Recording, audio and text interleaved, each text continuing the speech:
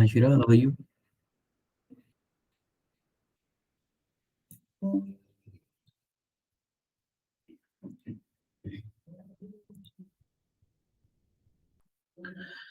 So, good evening to all. How are you? Here we are with our lecture number 2 on calorimetry and thermal expansion. So, firstly, tell me if I'm audible to you and the screen is visible to you. If it is so, just give me a thumbs up. Okay. I have enabled the reaction part for you, so you can just give the reaction thumbs up. Okay. So, I am very fine, student of JNV Ramnagar. I'm very fine. I think you are Shivana.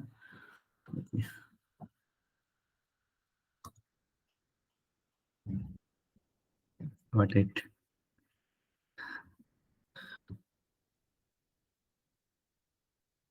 Okay. Yeah, Asmina. So this chapter ka we have covered only one lecture. Okay, this is the second lecture, and the last will be next lecture will be on Monday. Okay, so very important chapter है क्योंकि uh, at least two question you can expect from this and very simple question, not just a very high-fi level of question. Okay, so easy to crack है and doable है, so you can learn from it. So today, what is the agenda for today's heat capacity and change of state? Because we have covered most of the topic of heat capacities, okay, in thermodynamics.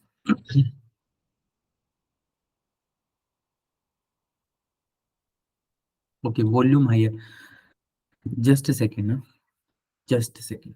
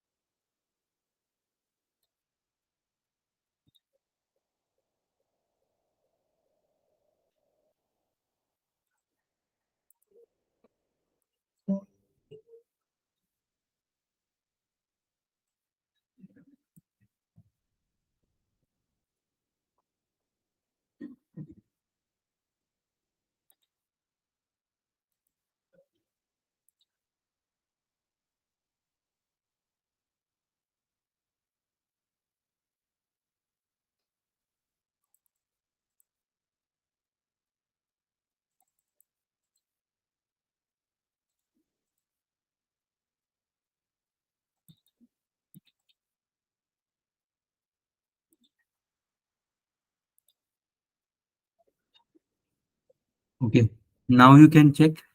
Is it audible?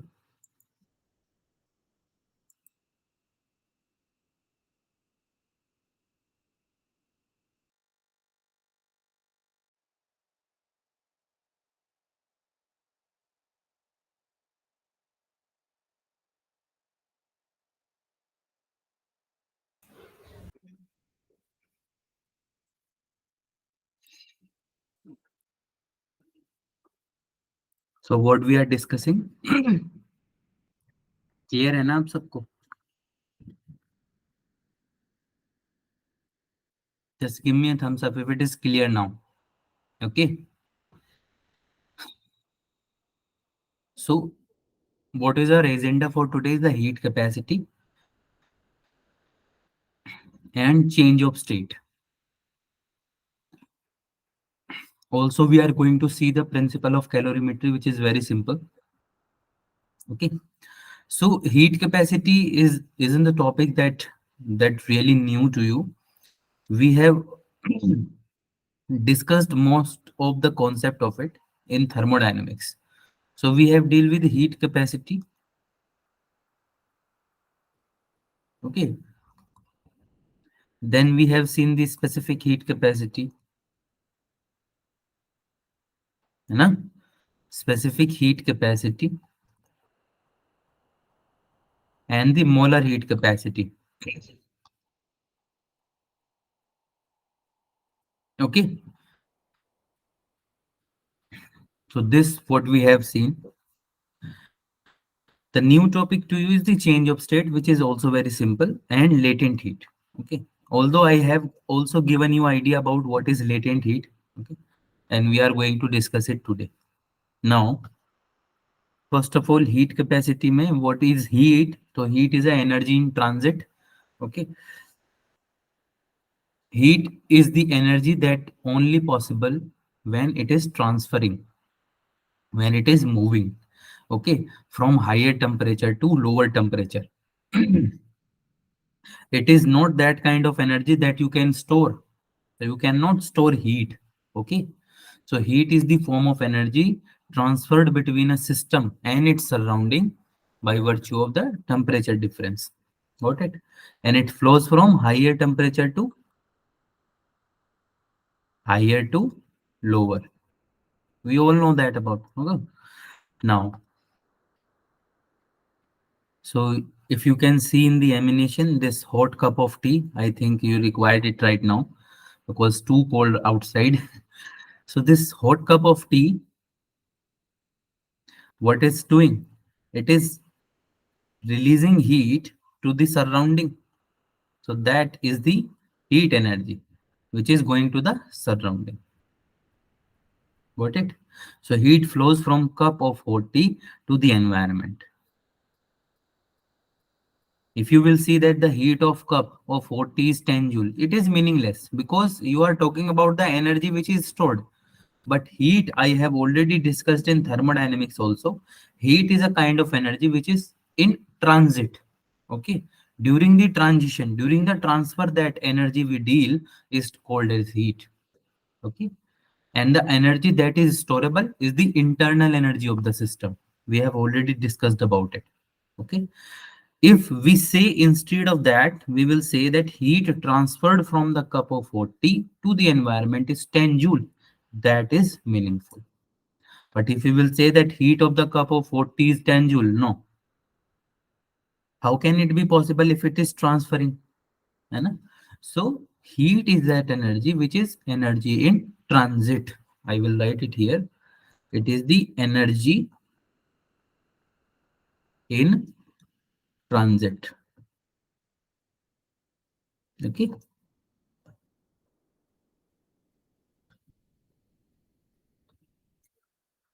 that's it. Everyone got it? Now we have a cup of water here. We put the thermometer into it.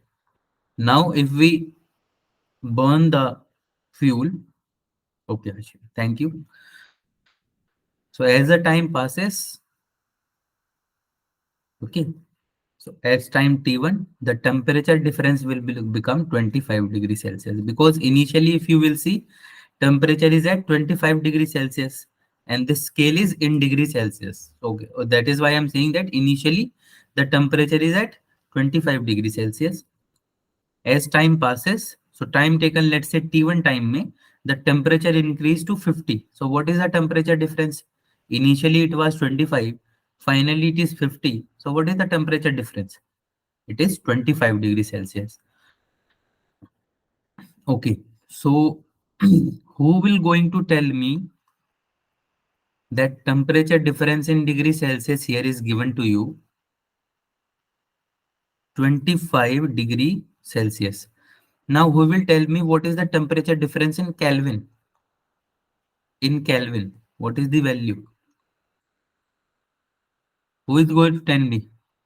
Within a second, because it's very simple. I have told this concept to you in the previous lecture. Who is going to tell me? Tell me right now. Okay. Now the same thing, 298. No, Shiva, it will not be 298 because we are not converting the temperature, the final value of temperature. We are only interested in the change of temperature. Okay, this delta means the change in temperature. And I have told you that change in temperature in degree Celsius will always equals to change in temperature in Kelvin. So both the scales read the same for temperature change. Okay, change in temperature. So it is same 25 Kelvin. I have told you in the previous lecture. Okay, because the Kelvin scale is also of 100 division and the Celsius scale is also of 100 division. That is why it is possible. Got it? Any doubt?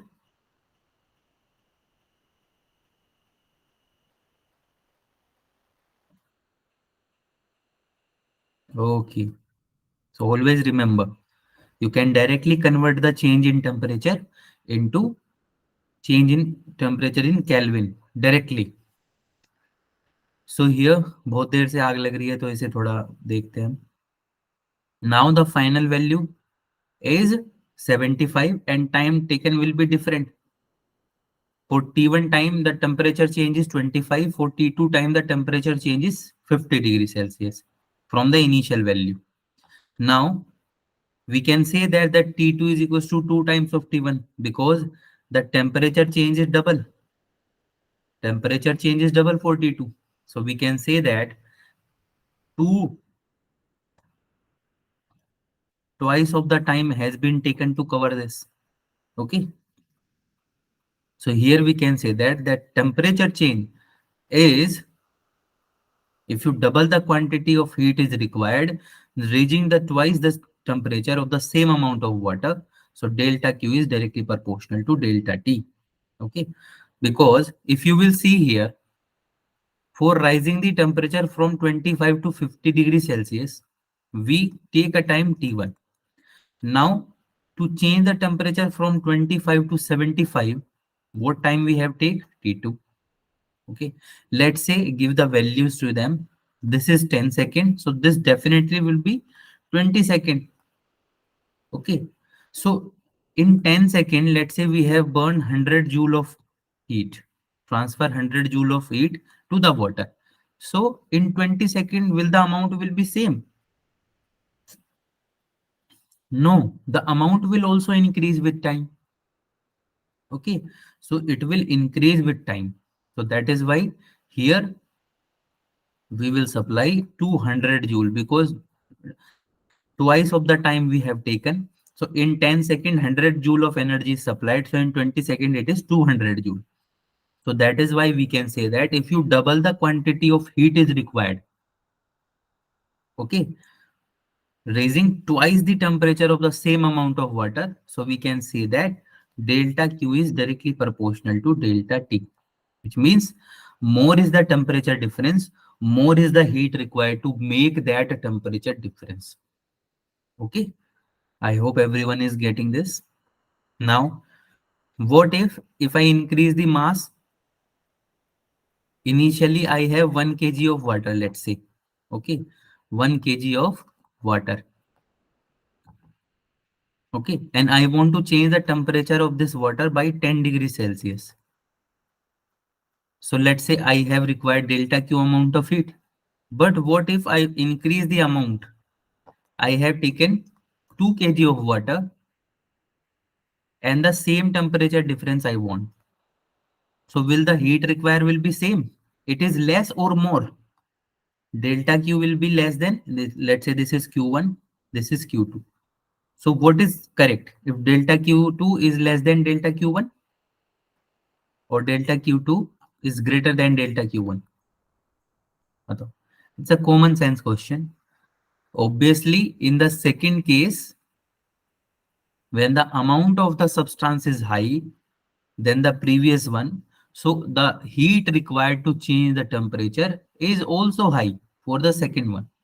Okay, so we can say that heat required is directly proportional to mass also. Okay, what is the mass of the substance for which we are getting the temperature change? Got it?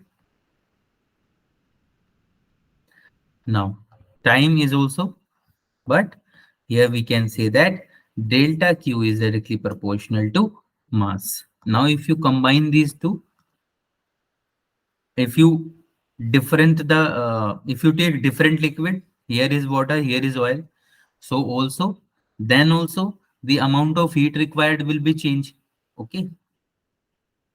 If you take a cup of water and you want to boil it, so amount of heat required is different from if you take the cup of oil and you want to boil that oil. Okay. So amount of heat absorbed by this oil will be different from this water. So it will also depend, the heat supply will also depend the nature of substance that you are using. Got it? So quantity of heat required to warm a substance depends on the nature of substance also. Now, these two terms we have specified. Delta Q is directly proportional to delta T, which is change in temperature, and delta Q is directly proportional to M. If you combine them, so it will become delta Q directly proportional to M delta T. To remove this proportionality sign, we use S. S is nothing but the specific heat capacity. Okay. Where S is the specific heat capacity. So S you can write 1 upon M delta Q by delta T.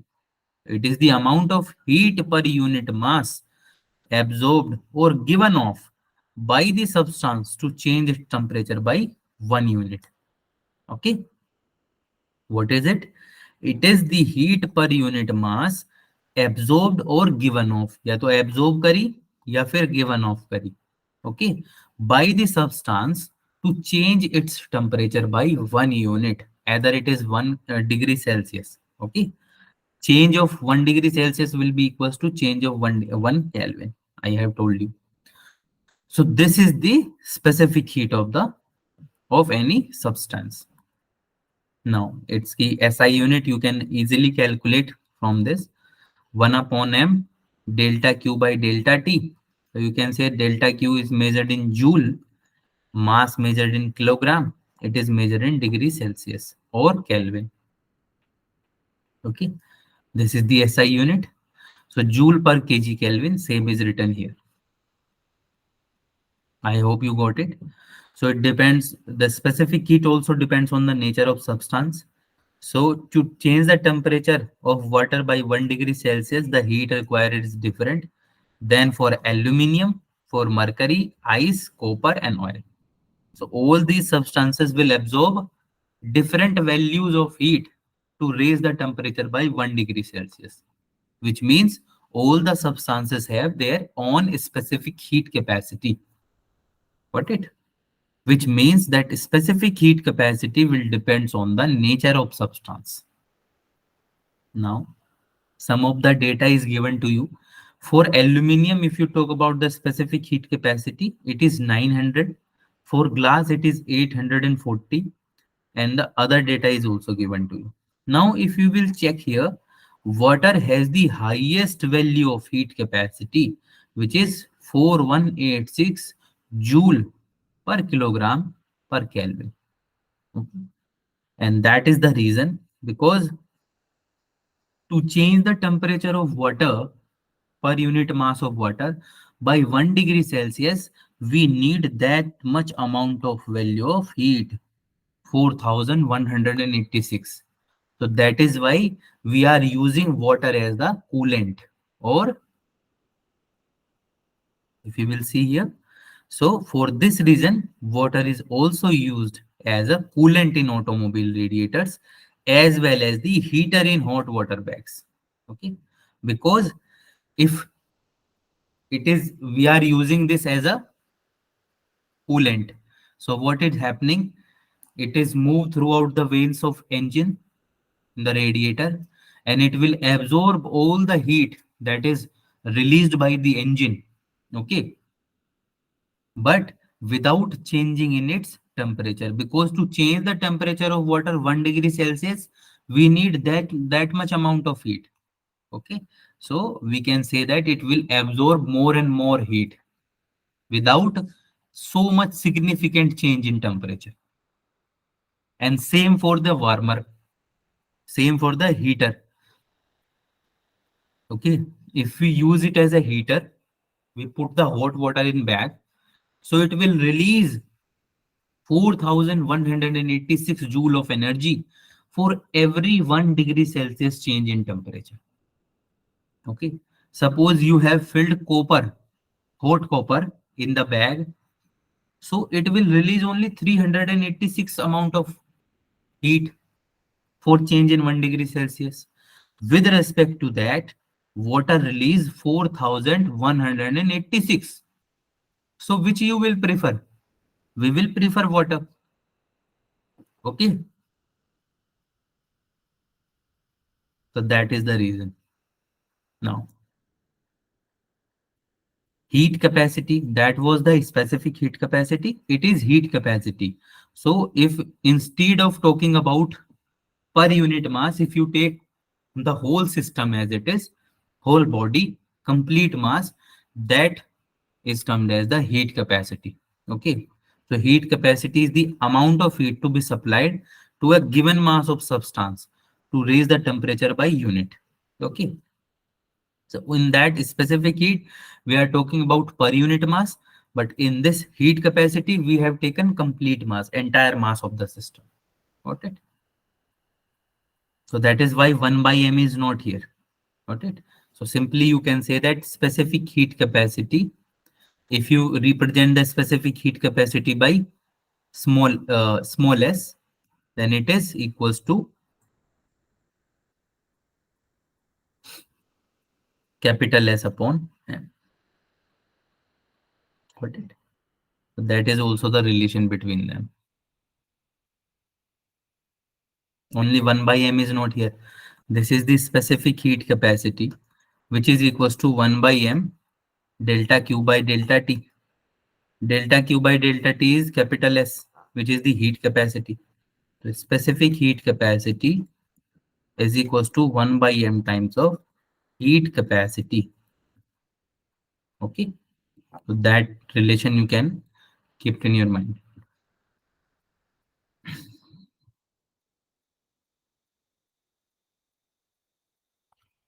Now, the SI unit of it is joule per Kelvin. Okay, here kilogram will not come. Now, if we talk about the molar heat capacity, so if you take 1 mole of the mass, okay, then the heat capacity is called as specific heat capacity or molar heat capacity, sorry. So it is the heat capacity per mole of the substance. Okay, so the amount of heat we require to change the temperature by 1 unit or 1 degree Celsius of 1 mole of substance. Okay, so that is called as molar heat capacity, which is given by C is equals to S upon mu. So instead of writing 1 by m del q by del t, we write 1 by mu del q by del t. Here mu is the replaced by m, where mu is the number of moles. Okay. Now,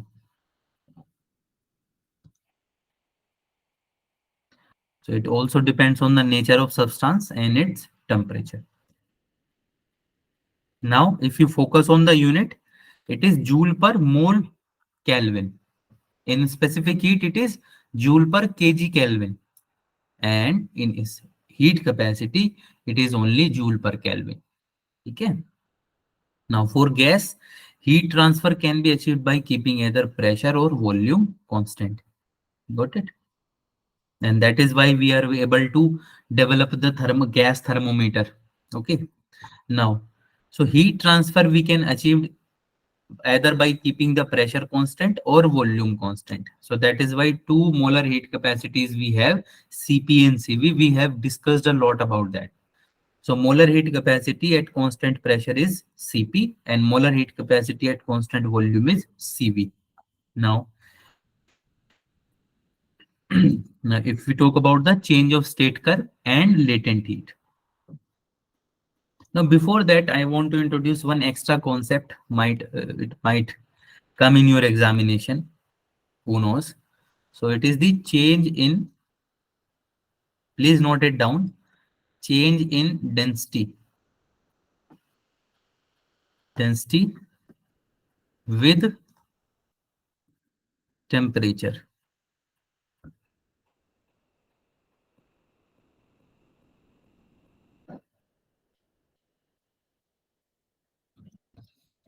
Okay. So we know that density is nothing but mass upon volume. Okay. So we know that for any particular substance, if we increase the temperature, it has a volume expansion. You know? It has some volume expansion. Now, volume will expand as what? V naught into 1 plus gamma delta T. This is the expression for volume expansion. This is volume expansion.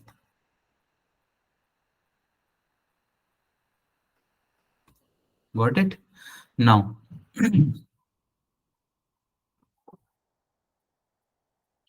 if you put the value of this here, so it is M. Initially, the density was M naught over V naught, the initial mass and initial volume. Now, rho dash is the density after change in temperature by degree Celsius. If we change the temperature by delta T, so density will change. Now, the mass will not change with temperature, so mass is constant. Divided by only V will change. So V naught say it will become V. And V we already know it is V naught into 1 plus gamma into delta T. So rho naught will become M naught over V naught into 1 plus gamma into delta T. Now M naught or V naught is equals to rho. इसे भी हम लिखेंगे rho naught, the initial density. Okay.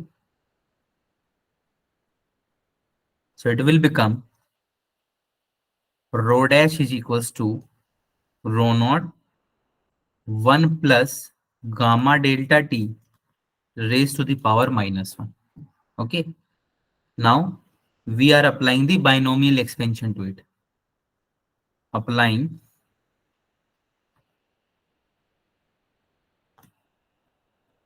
binomial expansion.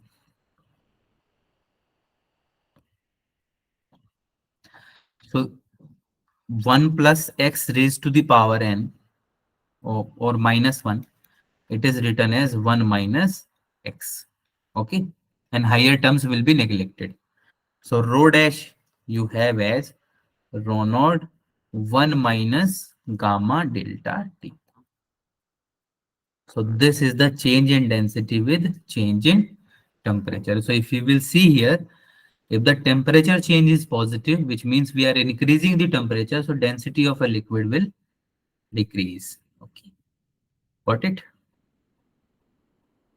So this is the important formula you cannot. Okay. And when you note it down, just let me know by giving a thumbs up so that we can move further. Okay.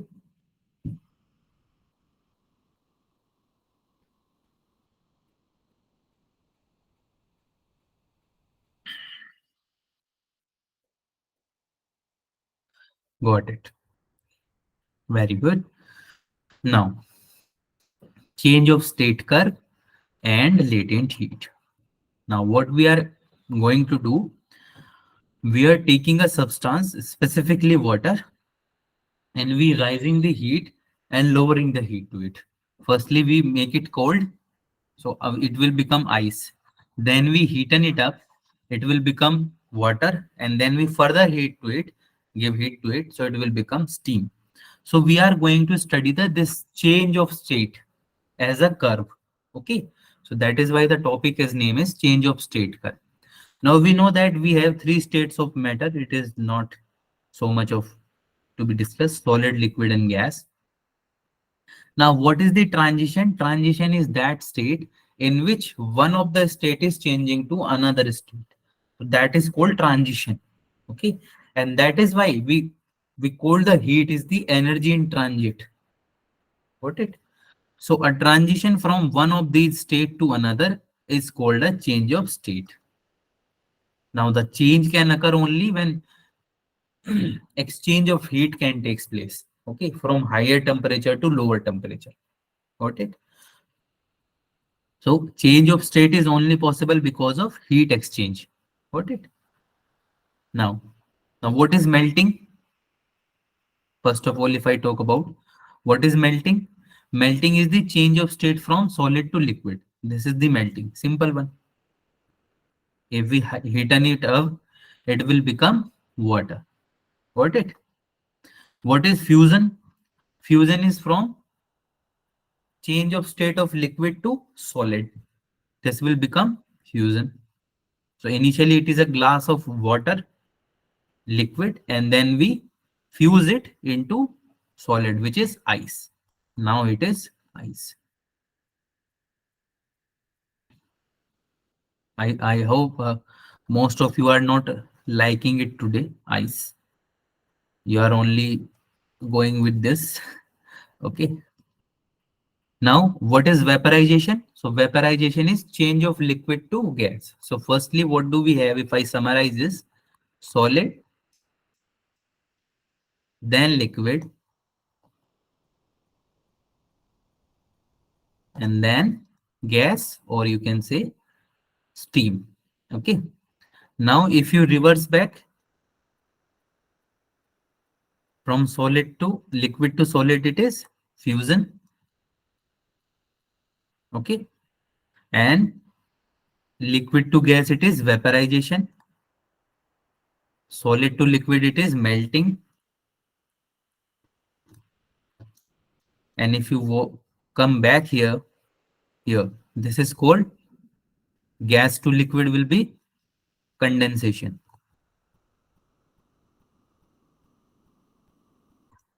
Okay. Now, what is condensation? Gas to liquid. Here is the best example for condensation. When sun heaten up the seawater, so what will happen? The water at the surface will boil or evaporate. So it will going up and up and up, forms cloud because as it move upward, the temperature of it will be go down. Okay.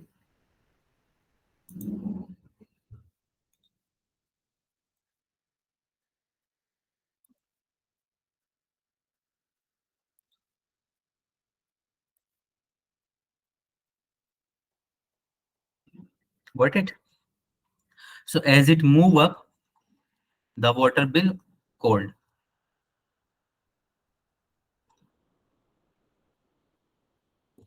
Just a second.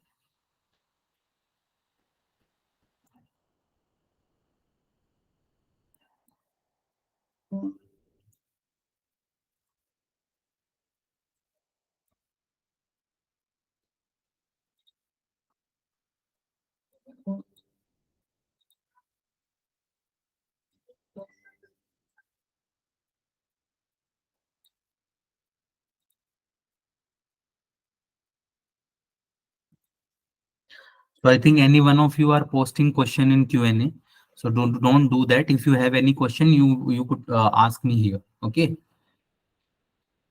in the chat box. Got it?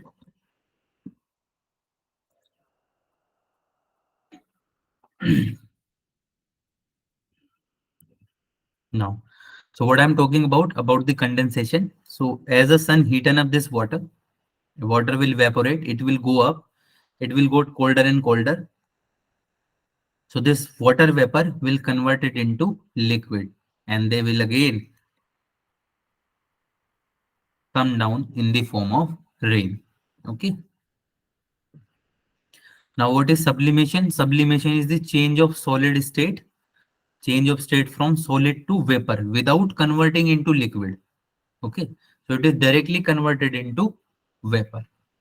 Solid, you heaten it up and then it converted into vapor. The best example that you have in your household is camphor, which is also called as kapoor. Okay, if you heaten it up, it will not convert it into liquid. Either it is a form of solid, but if you heaten it up, it will burn and form the gases. That process is termed as sublimation. You can see here we have a hot water, warm water. If you pulled it, then it is directly converted into steam. This cold ice, which is dry ice, which is solid CO2. We put it in the box, put the hot water, so it will directly convert it into vapor. If you will see, directly convert it into gas. This process is termed as sublimation. Now, if we plot the change of state of curve, what it will be like? Now we are start heating up the water, this ice cube. So what will happen? The temperature will rise, and we know that delta Q is directly proportional to delta T. So it will follow a linear relationship. So that is why it is linear. Initially, it is at minus 10 degrees Celsius. So it varies linearly as we increase the heat. Okay. One of the thing is very important here, that we have kept the pressure 1 atmospheric, because if you change the pressure somehow, it will change the melting point, freezing point, and steam point. Okay. Now, this is the solid phase. This one up to 0 degrees Celsius. After that, if you will provide some heat, the phase will change here. If you will see, the red line will appear, the phase change, but there is no rise in the temperature. The temperature is remain at 0 degrees Celsius. But now, if you are able to see, that whole, the entire ice cube are converted into water. So this is the phase change. Now, if we again change the water, if we again heaten it up, then what will happen? The temperature will rise linearly as you provide the value of heat to it. Now at 100 degrees Celsius, which is the steam point of the water will start boiling. Okay, this one. So water start boiling. At the boiling phase, if you will see, this is a change of phase because the liquid is converted into vapor or gas. So there is a change in phase, but there is no change in temperature. So this is observable here, but the change in temperature is not observable. Now for the gas phase, it is like this. So this is the final curve we have. First of all, we have this substance at minus 10 degrees Celsius.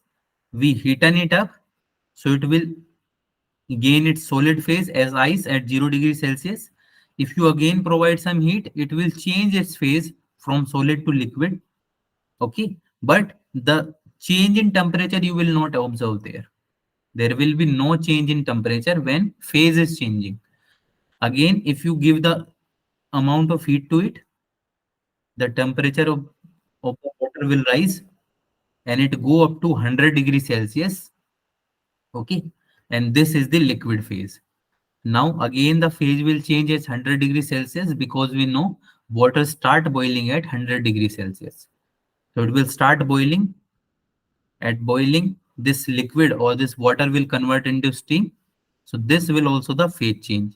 So it will convert it into gas or steam, you will say. Then again, if you raise the temperature of the gas phase will increase. Okay. So this is this change of state curve. Now, what is the melting point? The temperature at which the solid and liquid state at the thermal equilibrium. Okay. with each other is called the melting point. So when solid start melting into liquid, that point is termed as melting point. And why it is in thermal equilibrium? Because if you will see here, when this solid is changing into liquid, there is no change in temperature. And we know that thermal equilibrium is that thing in which there is no change in temperature. Got it? So that is why we are saying that melting point is nothing but the solid and liquid state that of the substance is in thermal equilibrium. Got it? This is the melting point. Now, melting point is the characteristics of the substance. If you take oil instead of water, the melting point will be different. Okay. If you take dry ice instead of ice cube of water, the melting point will be different for that. And it also depends on the pressure. Here we are working on the normal pressure, which is 1 atmospheric pressure. Now, the melting point of a substance at standard atmospheric pressure is called the normal melting point, which is 0 degree Celsius से start होता है. Okay. Now, what is resolution? If you take two weights and tie them up with a string, okay, and there is a ice cube, you placed these weight like this. This is placed in between. This is the ice cube. So what will happen as the time passes? This string, this string will move down in the ice piece, but at the last, if you will see, the ice cube will not become half and half. Why it is so? Simple. This is the ice cube we have. Okay. We have put the wire like this, but the wire is crossing through. The wire is crossing through this ice piece, but at the final, you have the complete ice piece, not the half one. Okay. So what will happen in this case? As this string, both the side we have weight, both the side we have weight. Okay. So due to this weight, the pressure will be applied by this portion. Due to the increase in pressure, it will melt. The here, the ice will melt. It will become water. So string will go down. But again, when string move from its initial position, that will freezes up. Okay. Again, as it moving down, it is melting in the ice is melting in water, but the previous value will again freezing. So that is why at the end, when you have at the intersection, last intersection, it will come out and all the all the ice that we have converted into water due to this change of pressure, it will freezes again. So that process is termed as resolution. You can do this experiment on your household. Okay, so same thing is here. Due to the increase in pressure, ice melt below the wire at lower pressure. Lowered. So increase in pressure, here the point is to note down. If you increase the pressure, there is a decrease in melting point. Okay. Same thing will be here. So these ice skaters, what they will do, they are doing their job actually, but the concept here is if you focus on the foot, they are applying pressure to this ice. Okay. So due to this increase in pressure, the melting point of the water will decrease. Okay. So the ice just below their foot will convert it into water. So here the water will act as lubricant. So they can easily slide over the. Okay. So they are knowingly or unknowingly using the concept of physics here. Now, what is boiling point? So, temperature at which the liquid and gas phase remain in thermal equilibrium. Okay. Or you can also say that this is the point at which liquid start boiling or converted into gas. Okay, this is called the boiling point. For water, it is 100 degrees Celsius at 1 atmospheric pressure. Okay. Again, it is the characteristics of substance because it will depend on whether you have taken water or ice or anything else. And it also depends on the pressure. So boiling point increase with increase in pressure.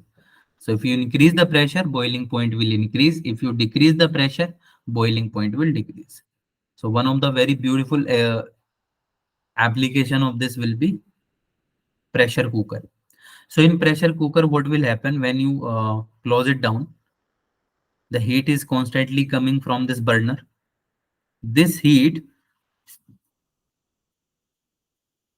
will heaten up the water inside it. Generally, we cooked in water. We put some water. Either you are making pulao and all. So we put the water. So as you have cut it off from the atmosphere, so the pressure inside the vessel, as the heat increases, pressure increases. Okay, P is directly proportional to T. We know that because volume is constant here. So pressure is directly proportional to temperature. So as pressure increases, sorry, as the temperature increases, pressure will increase. But if you increase the pressure, there will be the rise in the boiling point. Now, if the water at normal condition, it is boiling at 1 atmospheric pressure at 100 degrees Celsius. So if you change the pressure, let's say it is 20 atm, 10 atm. So this will also increase, let's say 250 degrees Celsius. Just for example, okay. So if it is the water is taking 250 degrees Celsius to boil, so what will happen? It will absorb more and more and more heat. So due to this absorption of more and more heat, the whatever we have put inside the water, okay, it will start boiling initially very rapidly. So that is why in pressure cooker, the food will prepare very easily and very rapidly. Got it? Because the water inside this pressure cooker will increase its boiling point. Okay? तो जब तक ये water boiling point तक पहुंचेगा तब तक तो सब कुछ बन चुका होगा because that much amount of heat it has absorbed. Got it? But in the opposite way, the cooking is difficult on hills. Why? Because as we move up, the waterway, the pressure will, atmospheric pressure will go down, decrease at higher altitude. So it will decrease in boiling point. So let's say water is boiling at 100 degrees Celsius again at 1 atmospheric pressure. Now, as the pressure has reduced, so the boiling point will also reduce. Let's say it is reduces to 80 degrees Celsius. So before it will cook our food, it will boil itself. Okay, so again and again, we need to put more and more water to it, more and more water, because water is converted into vapor at 80 degrees Celsius, not achieving the 100 degrees Celsius. Okay, so that is why cooking is different or difficult on the hillside. So that is why if you go to Shimla, Manali, okay, the hilly area, Shillong is also the hilly area, I think. So if you go to there, they will only the easily available food there is Maggie. Okay, so that is why that reason is that for increase in pressure. Now, what is latent heat? I have told you in the change of state curve that change of state is happening like this. This is the change of state. If you will see here, this is the temperature, this is heat. So heat is increasing, heat is increasing, then change of state. But temperature is not increasing. So where is this heat is going? We only measure the change of temperature with the change of heat. But here we are changing the heat or we are increasing the amount of heat, but the temperature is constant. So what is where is this heat is going?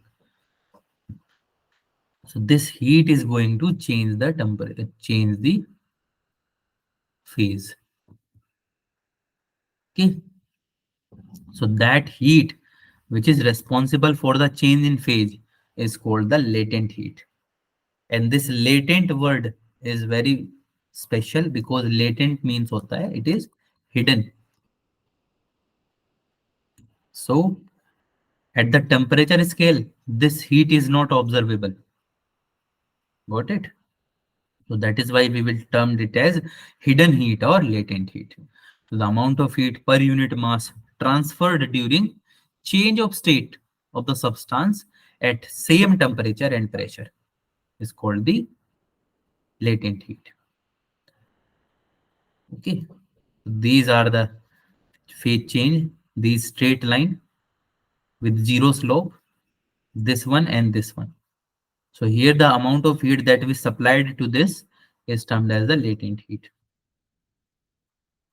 Let's say the mass of substance is n and the heat required to change the state is q. So what is q? So q is equals to m into L.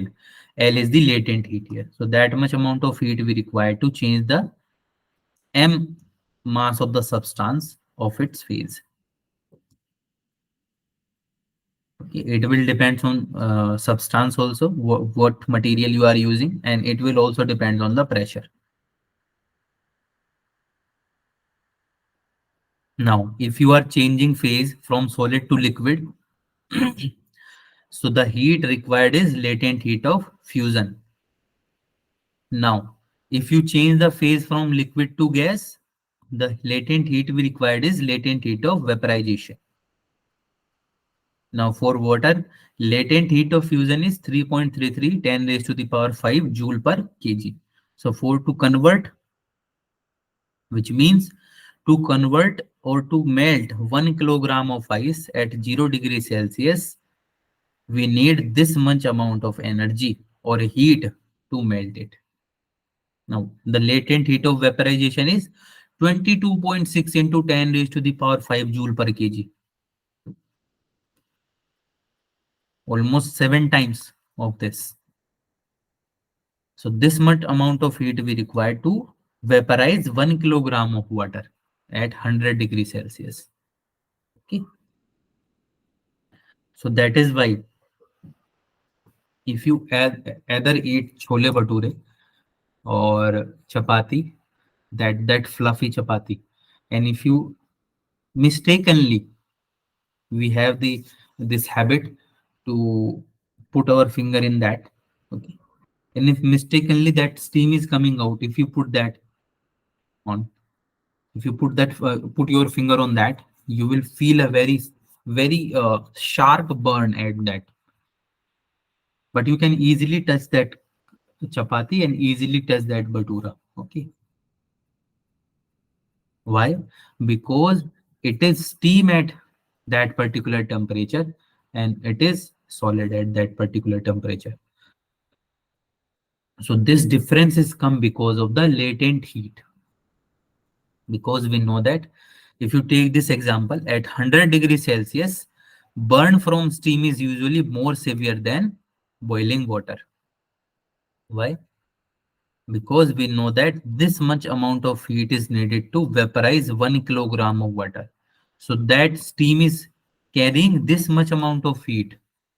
But the boiling water will also only consider 3.33 10 raised to the power 5 joule. Now what is the principle of calorimetry?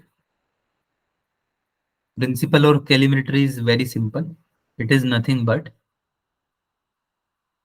it is defined as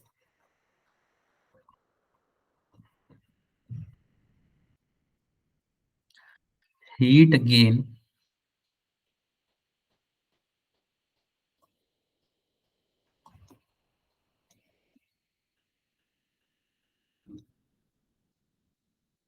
is equals to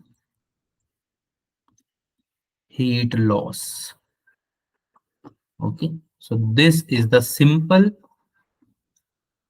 definition of principle of calorimetry. Whatever the heat we gaining, it is the same amount that one is losing. Got it? So this is it for today. If you have any kind of doubt right now, you can ask. Otherwise, you can leave the lecture because lecture is being over. Thank you so much for being attentive. I hope you enjoy the session. Take care of yourself. Bye bye.